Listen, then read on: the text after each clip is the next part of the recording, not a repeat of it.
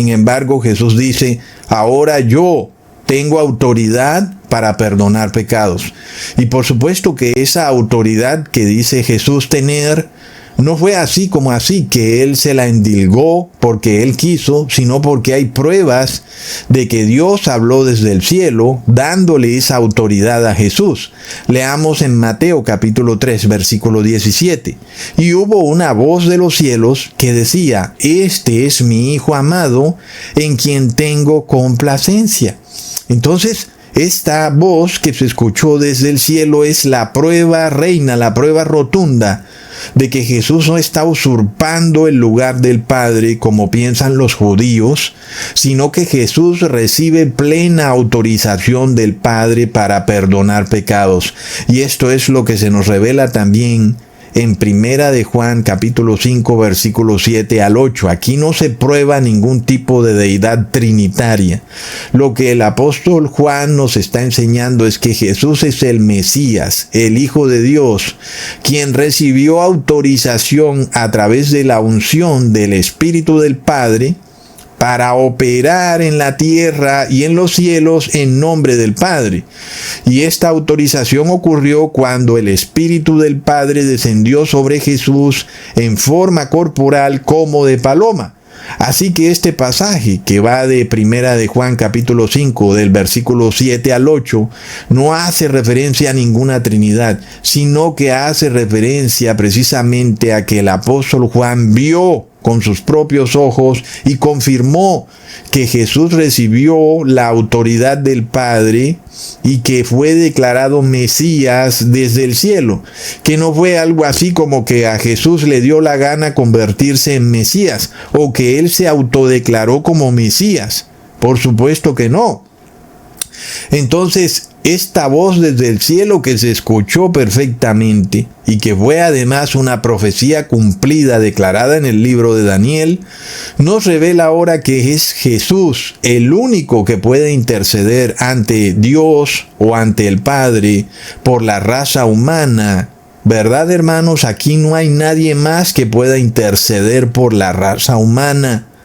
Ni la Virgen María, ni el Arcángel Gabriel, ni el Arcángel Miguel, por decir que él es otro ángel distinto a Jesús, ni tampoco ningún santo, ni ningún ser humano que se haga llamar Papa de Roma. Entonces, en este caso nosotros vemos que esa voz es la prueba de que el Padre Eterno autorizó a Jesús. Pero esa voz no se escuchó solamente una vez, sino que se escuchó 2 veces, ¿verdad? Y esa es otra prueba, es otra confirmación bastante clara que Jesús es el Mesías autorizado por el Padre. Leamos en 2 de Pedro capítulo 1 versículo 18. Y nosotros oímos esta voz enviada del cielo cuando estábamos con él en el monte santo. Bastante interesante, ¿verdad? Porque el apóstol Pedro te está diciendo que él escuchó esa voz. Él está escribiendo esta carta y él dice, oigan, les digo esto, yo escuché esa voz desde el cielo, y eso es supremamente revelador, ¿verdad, hermanos? Es un ser humano que nos lo está diciendo. Él escuchó esa voz. No puede ser falso, no puede ser mentira. Una voz se escuchó desde el cielo para decirnos que Jesús es el Mesías y es autorizado por el Padre para interceder por la raza humana. Leamos en Mateo capítulo 17, versículos 5 al 6. Una nube de luz los cubrió, y he aquí una voz desde la nube que decía, este es mi Hijo amado, en quien tengo complacencia, a él oíd. Al oír esto, los discípulos se postraron sobre sus rostros y tuvieron gran temor. Entonces, uno pudiera decir que Jesús es un antipadre, y a nosotros en el siglo XXI esa palabra nos suena raro, porque el lenguaje ha sido cambiado. La palabra anti ha sido cambiada. Antes significaba en reemplazo de o en nombre de, ahora significa contrario a. Es un cambio del lenguaje totalmente rotundo y por eso suena bastante raro decirlo, pero es la verdad. Jesús es antipadre. Y eso quiere decir que Jesús viene en representación del Padre, en nombre del Padre. En griego podríamos decirlo como Antipas. Jesús es Antipas. Y recordemos que en el Apocalipsis este es el nombre también de un testigo fiel de Jesús. Y su nombre es o era Antipas. Y en este caso Antipas proviene del griego antipatros, donde patros significa padre y anti significa en reemplazo de, o en lugar de, o en nombre de. De esta forma, de nuevo, aunque nos suene raro, Jesús sí es antipatros. Pero Jesús lo es no por usurpación, ¿ok? Sino porque el Padre lo ha delegado, le ha otorgado esta autoridad. Por eso Jesús no es solo hijo, como cualquier hijo que podamos ver en la tierra, el cual con todo y que es hijo de su padre, puede ser que ya sea mayor de edad, con todo y eso no puede representar a su padre. Primero, porque el padre no le ha dado la autoridad para hacerlo, porque tal vez ese hijo todavía está muy juvenil, le gusta tomar licor y el padre no se siente seguro permitiendo que su hijo opere en la sociedad a nombre de él. Y es muy raro ver a un hijo joven operando en nombre de su padre, porque generalmente ese hijo no tiene los méritos para hacerlo, ¿verdad, hermanos? El hijo no tiene la sabiduría aún para ser antipatros. Y por eso lo que en general vemos en una sociedad es que es el padre quien sigue representando legalmente a su hijo. Pero ahora en el caso de Jesús, él sí se ganó ese título por mérito, el título de antipatros, y no por usurpación, no porque a él le dio la gana, como sería el caso de un ángel violento llamado Miguel, quien pretendería liberarnos del mal usando aún más mal. Liberarnos del mal a través de el despotismo, a través de la fuerza bruta, a través de la violencia. Es el concepto y la narrativa que nos enseña la Iglesia Católica con el cuentecito del Arcángel Miguel. Sin embargo, ¿dónde está la autorización del Padre para el Arcángel Miguel para que él opere en nombre del Padre y derrote al dragón? Pues no hay autorización, hermanos, no hay autorización y no puede entonces ningún ángel operar de esa manera porque el Padre no lo ha autorizado. Bastante claro, ¿verdad, hermanos? No es posible que ningún ser angelical libere a la raza humana del poder del dragón de esa manera, a punta de violencia. Primero, sobre todo, porque no ha recibido autorización del Padre. Es bastante contundente y tú puedes buscarlo por toda la Biblia. No hay autorización expresa del Padre que le diga a Miguel, está bien, ve y hazlo. Nosotros vemos que el demonio o Satanás le pide autorización expresa a Dios para que enferme a Job. Y también vemos a otros ángeles que eran espíritus de mentira que le piden autorización a Dios para engañar al rey Saúl. Pues necesitan autorización, ¿verdad, hermanos? Ahora este arcángel Miguel, si fuera un simple ángel, ¿dónde está la autorización? Pues no puede existir porque no hay testigos de ella. Y por eso ese ángel no puede derrotar al dragón, porque no tiene la autorización del Padre. Y sin embargo vemos, hermanos, que esto no sucede con Jesús. Jesús sí tiene la autorización del Padre y no se la ganó porque Él la heredó, así como pudiera hacerlo un ser humano o como hacen los reyes de la tierra que le heredan su autorización a sus hijos. No, Jesús se la ganó por mérito.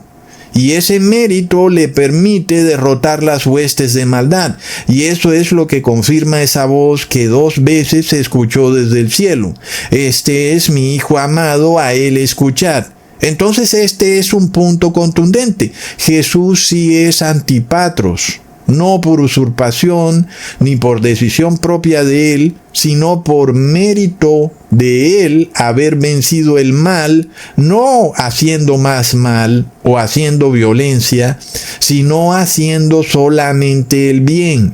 Jesús, en todo lo que hizo en la tierra, jamás usó la violencia.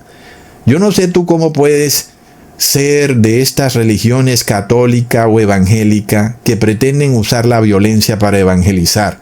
No sé cómo puede hacerlo, es una cosa de locos. Sin embargo, vemos que Jesús jamás usó la violencia para evangelizar. No se puede derrotar la violencia con más violencia. Es como obvio, es como tirarle fuego al fuego. Y de esta manera, hermanos, la violencia se derrota con la paz. Lo inmundo se derrota con lo santo. De forma que Jesús es coronado como Hijo de Dios. Pero no es cualquier hijo. Es un hijo que sí representa a su Padre.